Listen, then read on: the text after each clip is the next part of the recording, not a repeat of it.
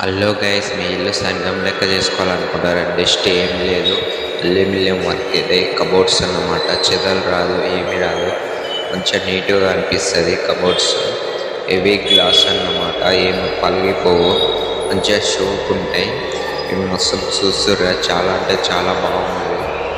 ఇది చిమ్మి కాడ కూడా పైన షీట్ కూడా వస్తుంది, చిమ్మి కవర్ దానికి.